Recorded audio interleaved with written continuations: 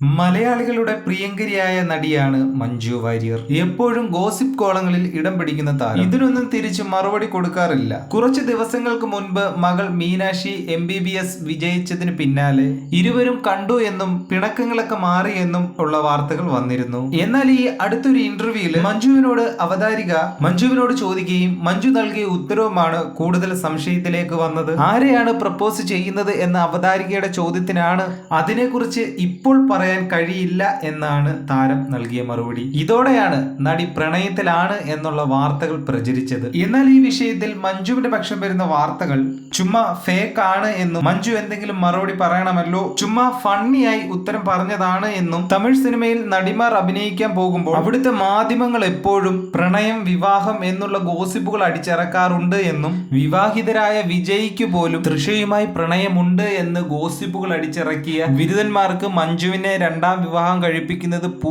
പറിക്കുന്നതിന് തുല്യമെന്ന് കമന്റുകൾ വേറെ. എന്തായാലും മഞ്ജുവിന്റെ രണ്ടാം വിവാഹത്തിന് മലയാളികൾ കാത്തിരിക്കുന്നു എന്നതാണ് കമന്റുകളിൽ ആശംസകൾ അറിയിക്കുന്നത്. ഈ വിഷയത്തിൽ നിങ്ങളുടെ അഭിപ്രായങ്ങൾ കമന്റ് ചെയ്യുക. വീഡിയോ ഇഷ്ടപ്പെട്ടാൽ ലൈക്ക്, ഷെയർ, സബ്സ്ക്രൈബ്.